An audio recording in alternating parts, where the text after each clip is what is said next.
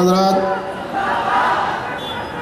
جلسہ تحفظ شریعت و اصلاح معاشرہ زیر صدارت حضرت مولانا سید محمد رابع حسنی ندوی، صدر All India Muslim Personal Law Board, اور زیر نگرانی نقیب ملت الحاج بیرسٹر اسد الدین اویسی صاحب، رکن بورڈ و صدر کل ہند مجلس اتحاد المسلمین بنایا جا رہا ہے۔ اب میں نہایت ادب و احترام کے ساتھ مولانا عبید اللہ خان صاحب، سابق رکن پارلیمنٹ سے گزارش کرتا ہوں کہ وہ آپ کو مخاطب فرمائیں۔ مولانا عبید اللہ خان صاحب۔ علیکم ورحمۃ اللہ وبرکاتہ۔ نحمدہ ونصلی علی حبیبہ الکریم، اما بعد، اعوذ باللہ من الشیطان الرجیم، بسم اللہ الرحمن الرحیم۔ واعتصموا بحبل اللہ جميعا ولا تفرقوا، آمنت باللہ، صدق اللہ العلی العظیم۔ صدر اجلاس، ڈائز پہ تشریف فرما اکابرین ملت، حیدرآباد کی تاریخی سرزمین پر رہنے بسنے والے بزرگوں، نیز پورے ہندوستان سے اس مرکزی قیادت کے زیر سایہ تشریف لانے والے محترم برادران اسلام، خواتین امت اسلامیہ،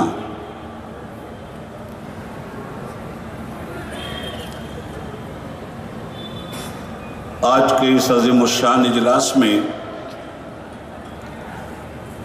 آل India Muslim Personal Law Board کی جانب سے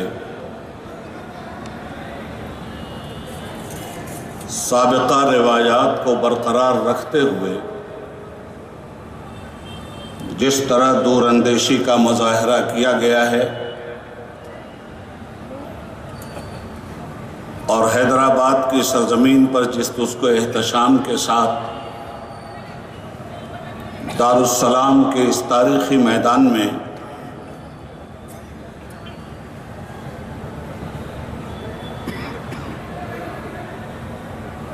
اسلام کے عظیم الشان فرزند اور دین کے مایہ ناز سپوت بیرسٹر اسد الدین اویسی صاحب نے انتظام و انصرام اور مہمانوں کی مہمان نوازی کا انتظام فرمایا ہے، ہم انہیں قلب کی اتھاہ گہرائیوں سے مبارکباد پیش کرتے ہیں۔ ہمیں ضرورت نہیں ہے تقریر کے بجائے تحریک کی ضرورت ہے۔ تحریک جس قوم میں بھی پیدا ہو جائے وہ قوم غفلت کی چادر اتار کر پھینک دیتی ہے اور ایک خوشگوار مستقبل کی طرف اقدام عمل کرتی ہے۔ محترم سامعین، ہم ہندوستان میں جہاں جہاں بھی بکھرے ہوئے ذروں کی اجتماعیت کا شعور پیدا کرنے کی کوشش کرتے ہیں، حکومت اور اس کے اعلی کار اور مسلمانوں کے اتحاد و یکجہتی کے دشمن ہماری ہی صفوں سے ایسے لوگوں کو نکال کر ہماری صفوں میں انتشار پیدا کرنے کے لیے درپے آزار ہوتے ہیں، جن کے چہروں کو بھی ہم نے دیکھ لیا ہے اور جن کی نقل و حرکت کا بھی اس اسٹیج نے جائزہ پیش کیا ہے۔ 3 طلاق کا مسئلہ پہلے منصوبہ بندی کے ساتھ ملک میں ٹیلی ویژن پر پرچار و پرسار کے ذریعے پیش کرتے ہوئے ملک کی اکثریت کو مسلمانوں کے بارے میں یہ تاثر دینے کی کوشش کی گئی کہ مسلم سماج بڑا ظالم سماج ہے، وہ اپنی بیویوں کے ساتھ انصاف نہیں کرتا اور طلاق دے کر انہیں دنیا میں جملہ سہولیات سے محروم کر دیتا ہے۔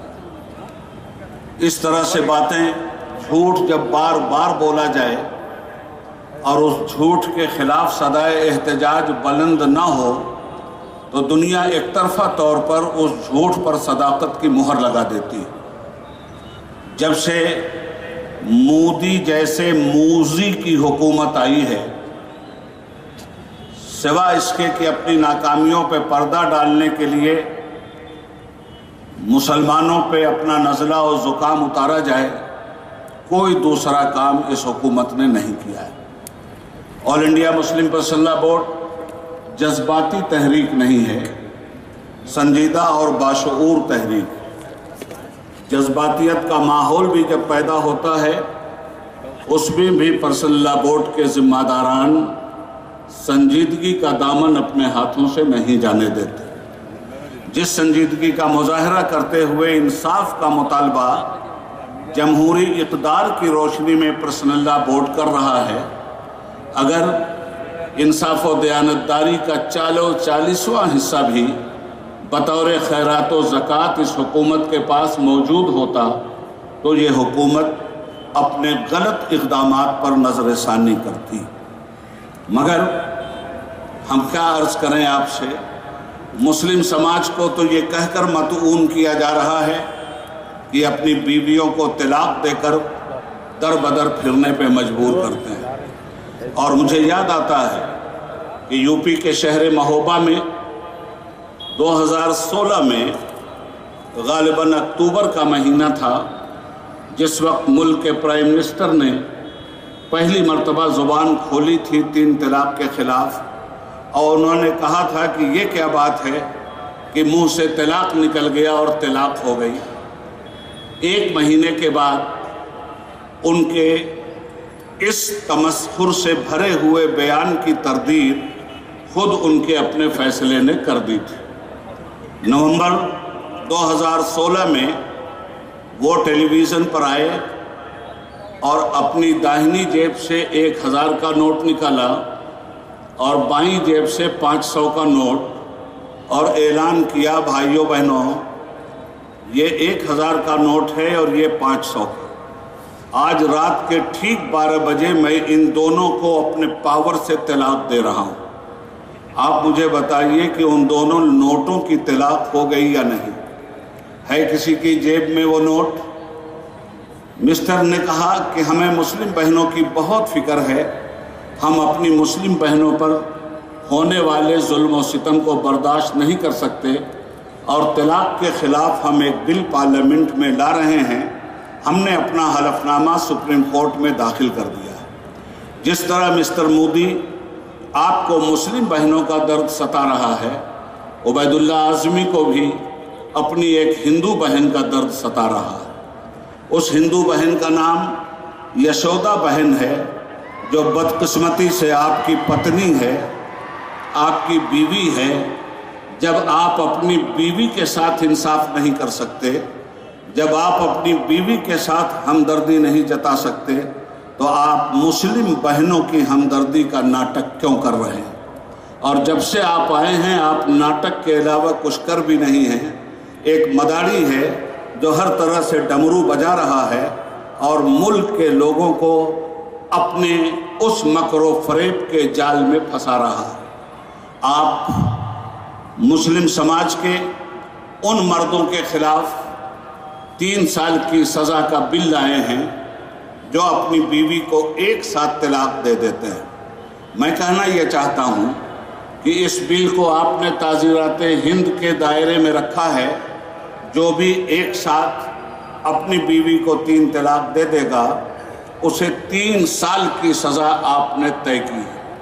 اور دوسری طرف آپ یہ کہتے ہیں کہ 3 طلاق دو چاہے 13 طلاق دو، طلاق مانی ہی نہیں جائے گی۔ میں پوچھتا ہوں کہ جب طلاق مانی نہیں گئی تو 3 سال کی سزا کس جرم کی بنیاد پر اس آدمی کو دی جا رہی ہے جس نے 3 طلاق ایک ساتھ دے دیا ہے؟ یہ تو میں حکومت کی بات کر رہا ہوں آپ سے۔ رہ گئی بات مسلم پرسنل لا کی، تو کب مسلم پرسنل لا اس بات کو مانتا ہے کہ ایک ساتھ اپنی عورت کو کوئی آدمی 3 طلاق دے دے؟ شریعت میں جس طرح نکاح کا قانون ہے اور نکاح کرنے کا طریقہ بتایا گیا ہے، اسی طرح طلاق کا بھی قانون ہے اور طلاق دینے کا بھی طریقہ بتایا گیا ہے۔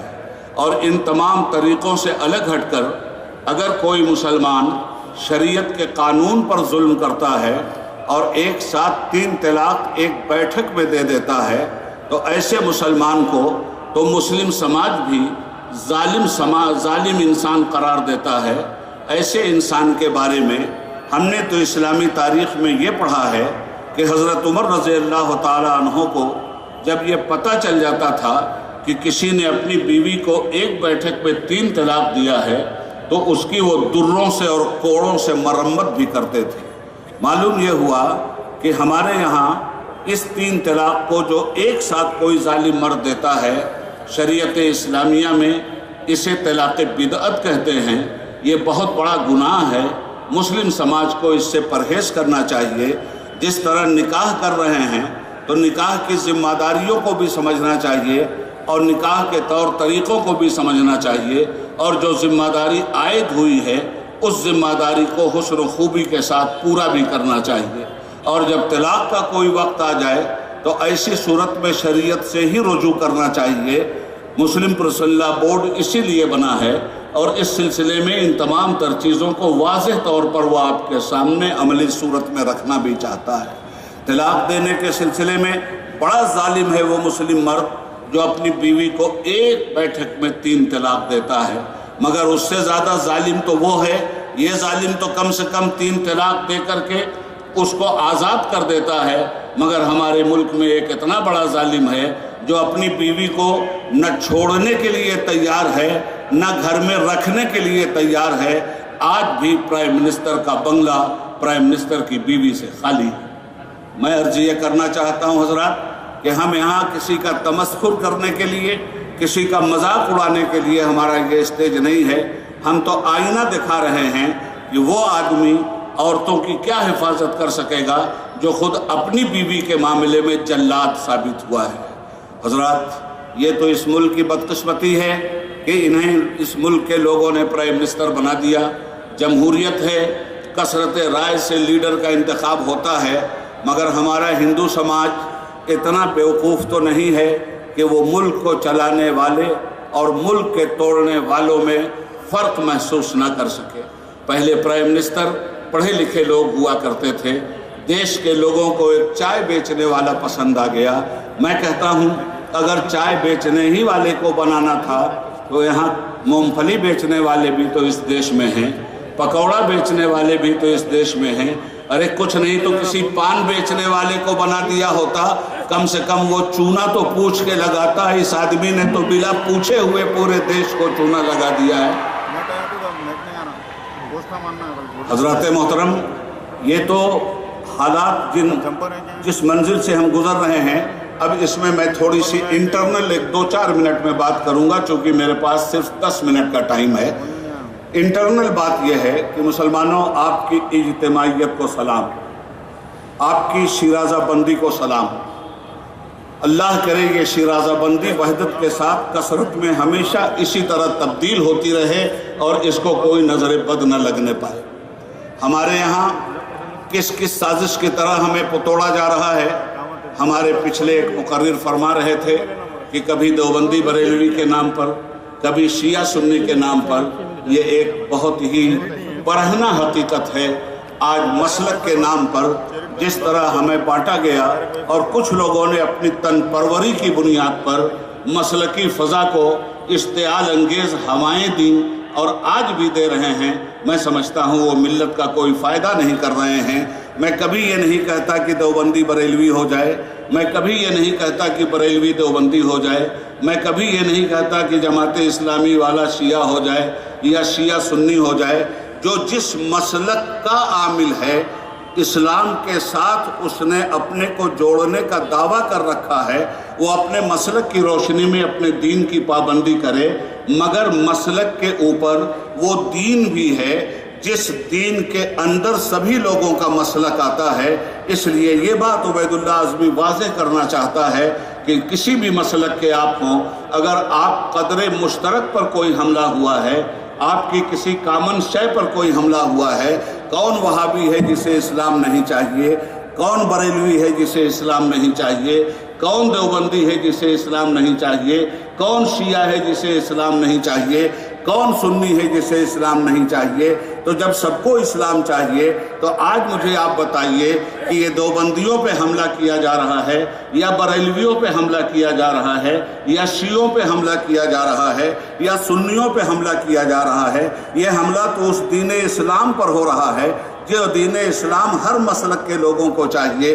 تو اگر مسلک کی بنیاد پر ہم نے ایک دوسرے سے نفرت کرتے ہوئے کامن مسائل پر اکٹھا ہونے کی کوشش نہیں کی، تو جس طرح اگر کسی علاقے میں دیوبندی مارا جائے گا تو دوسرے علاقے میں بریلوی بھی مارا جائے گا، اگر ایک علاقے میں سنیوں پہ آفت ٹوٹے گی تو دوسرے علاقے میں شیعوں پہ بھی آفت ٹوٹے گی، اس لیے کہ اسلام کے دشمن اور فرقہ پرست حکومت ہمیں مسلمان کے نام سے تنگ کر رہی ہے، مسجد کے نام سے تنگ کر رہی ہے، پرسن اللہ کے نام سے تنگ کر رہی ہے، شریعت مصطفیٰ کے نام سے تنگ کر رہی ہے، اور یہ ساری چیزیں ہم تمامی لوگوں کو چاہیے۔ اور اگر ہمیں یہ سب کچھ چاہیے اور یقیناً چاہیے تو میں آپ سے مطالبہ کرتا ہوں، استدعا کرتا ہوں، ہاتھ جوڑ کر استدعا کرتا ہوں کہ میرے بھائیوں، قدر مشترک کی حفاظت کے لیے اپنے مسلکی تحفظات کے ساتھ ایک ہو کر اس کا مقابلہ آپ کو کرنا ہوگا۔ آپ اپنے مسلک کے تشخص کو بھی رکھیے، اپنے مسلک کے تحفظ کو بھی رکھیے، مگر آپ کے جو کامن مسائل ہیں ان مسائل پر کبھی بھی فرقہ بندی کا شکار مت ہوئیے۔ یہی ہماری اجتماعیت کو توڑنے کے لیے ہمارا دشمن منصوبہ بند طریقے سے کام کر رہا ہے۔ اب میں دوسری مثال آپ کو دے دوں۔ یہ ہندوستان کشمیر کی وادی سے لے کر کنیا کماری تک ہمارا ملک ہے، اس میں ہندو بھی ہیں، مسلمان بھی، سکھ بھی ہیں، عیسائی بھی، ہر مذہب و ملت کے لوگ بستے ہیں۔ کوئی اپنا مذہب نہیں چھوڑتا، کوئی اپنی عبادت گاہ نہیں چھوڑتا، کوئی ایک دوسرے کے مذہب کے تحت اپنی عبادت نہیں کرتا، مگر ہم سب لوگوں کا ایک ملک ہے جسے ہندوستان کہتے ہیں۔ اگر اس مشترک قدر پر کوئی حملہ ہوا، اگر ہندوستان پر کوئی بیرونی طاقت حملہ کر رہی ہے تو ہندو اپنے مذہب کے تشخص کے ساتھ، مسلم اپنے مذہب کے تشخص کے ساتھ، دیگر قومیں اپنے مذہب کے تشخص کے ساتھ ایک ہو کر ہندوستانی بن کر اس کا مقابلہ کرتی ہیں۔ اسی طرح میں کہنا چاہتا ہوں کہ آپ بریلوی ہوں کہ دیوبندی، شیعہ ہوں کہ سنی، کوئی بھی ہو، کسی بھی مسلک کو آپ نے اختیار کر لیا ہو، آپ کے مذہب پر، آپ کے دین پر اگر حملہ ہو رہا ہے تو اپنے مسلکی تشخصات کے تحفظات کے ساتھ آپ اسلام کے دامن میں اپنے کو کھڑے کر کے بتائیے کہ ہم مسلمان ہیں اور ہمیں مسلک کی بنیاد پر بانٹ کر اسلام کو کمزور کرنے والی طاقتیں کبھی بھی اپنا خواب شرمندہ تعبیر نہیں کر سکتی۔ مسلم پرسنل لا بورڈ کا ایک نقطہ یہ بھی ہے کہ ہر مسلک اور ہر مذہب کے لوگوں کو، ہر مسلک کے لوگوں کو ایک ساتھ ملا کر کے مسلم پرسنل لا کے تحفظ کے لیے اقدامات کیے جاتے رہیں۔ آخری بات میں یہ کہنا چاہوں گا کہ اس کو ایک ڈھنگ سے اور سمجھ لیجئے۔ یہ ٹاوروں کا زمانہ ہے، دارالسلام میں بھی آپ ٹاور دیکھ رہے ہیں، باہر بلڈر لوگ بھی ٹاور بنا رہے ہیں۔ ٹاوروں میں 20-20 منزل کے ٹاور ہوتے ہیں، ٹاوروں میں ایک منزل پہ 4 فلیٹ ہوتے ہیں۔ فلیٹ کسی کا بھی ہو سکتا ہے، نام پلیٹ ہر جگہ لگا ہوا ہے، اور ٹاور میں رہنے والے لوگ فلیٹ کی لڑائی لڑنے میں مصروف ہیں۔ روزانہ جنگ، روزانہ جھگڑا، روزانہ مقدمہ، روزانہ تکلیف، مگر ٹاور کے لوگ اپنے ٹاور کی لڑائی نہیں لڑ رہے ہیں، فلیٹ کی لڑائی لڑ رہے ہیں۔ یاد رکھیے گا، اسی طرح سے اسلام بھی ایک ٹاور ہے، اور اس ٹاور میں بھی سارے مسلکوں کے فلیٹ ہیں، سب کے نیم پلیٹ لگے ہوئے ہیں، یہ فلاں مسلک ہے، یہ فلاں مسلک ہے، یہ فلاں مسلک ہے، مگر ہر مسلک کا فلیٹ اسی ٹاور کے اندر ہے۔ ابھی تک تو مسلک کی لڑائی، اپنے اپنے فلیٹ کی لڑائی، اپنے اپنے صوفہ سیٹ کی لڑائی لڑ ہی رہے تھے، ایک دوسرے کی شکل کوئی دیکھنے کو تیار نہیں تھا۔ یکایک پتہ چلا کہ ٹاور کے نیچے ٹاور کے دشمن نے ٹائم بم رکھ دیا۔ اب فلیٹ والے مجھے یہ بتائیں کہ آپ کے فلیٹ کا وجود ٹاور سے ہے یا ٹاور کا وجود فلیٹ سے؟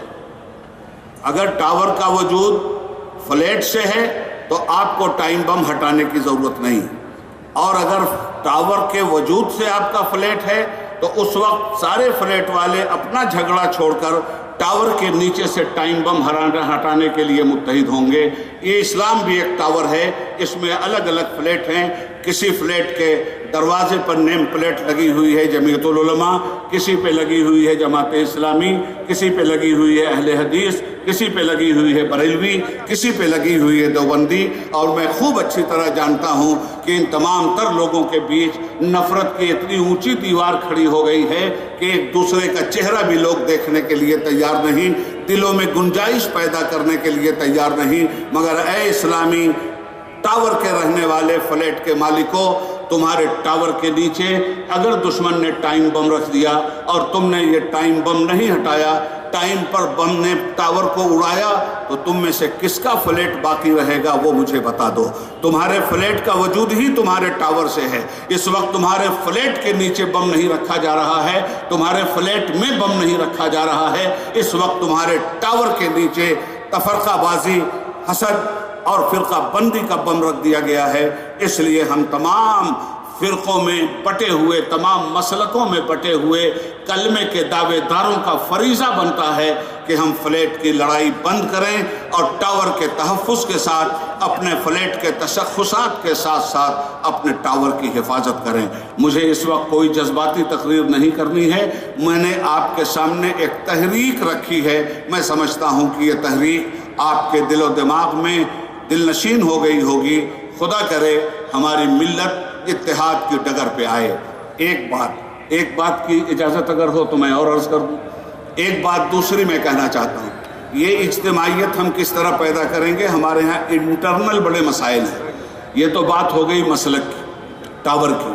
अब आइए ज़रा अंदर देखें।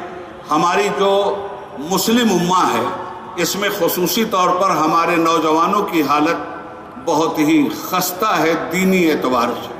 हमारे नौजवानों में नमाज के लिए, हमारे नौजवानों में दीनी फ़राइज़ के लिए वो जज्बा बरंगेख्ता नहीं होता जो जज्बा शराब व कबाब के लिए हो गया है, जो जज्बा तवाइफुल मलूकी के लिए हो गया है, जो जज्बा एक दूसरे से नफ़रत, हसद, जलन, शराब, ज़नाकारी, सूदखोरी, जुआबाजी के लिए हो गया है। इस्लाह माशरा भी मुस्लिम पर्सनल लॉ बोर्ड का एक तरीक़ेकार है। इसलिए मैं आपसे कहना चाहूँगा कि ये जो मस्जिदों में इमाम हैं, हर महल्ले में एक मस्जिद है, मस्जिद का हक़ महल्ले पर है और महल्ले वालों का हक़ मस्जिद पर है। इमाम साहब सिर्फ 5 वक्त की नमाज पढ़ाकर अपने हुजरे में सो जाएं, मैं समझता हूँ ये इमामत का हक़ अदा नहीं हुआ। और मस्जिद के ट्रस्टीज़ सिर्फ 5 वक्त की नमाज पर मुतमईन हो जाएं, मैं समझता हूँ कि ट्रस्टी होने का भी ये हक़ अदा नहीं हुआ।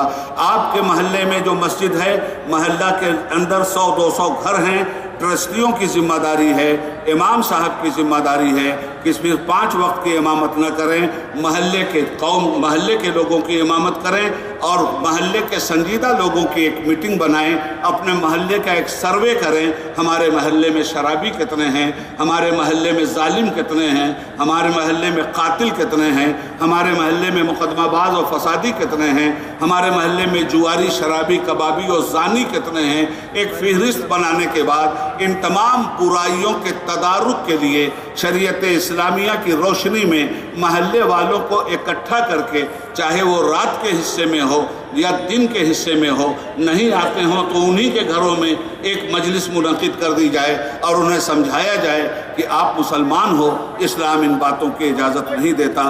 1 साल में अगर आपके महल्ले के इमाम और ट्रस्टी और वहाँ के मुत्तकी ज़िम्मेदारों ने इस काम को कर लिया, साल भर के बाद जिन लोगों ने गुनाहों से तौबा किया है उनकी भी एक फहरिस्त आपके पास आ जाएगी। साल भर में बुराइयों का हमारे माशरे में कितना गिराफ गिरा है उसका भी पता आपको चल जाएगा। मैं समझता हूँ कि इस तरीक़ेकार को भी अगर हमने अपना लिया तो ये तरीक़ेकार भी इस्लाह माशरा के मामले में बहुत ही सूदमंद साबित होगा। इस्लाह माशरा की हम बड़ी बड़ी कॉन्फ्रेंसें करते हैं, लोग इसी तरह जलसों में आते हैं, तकरीरें हमारी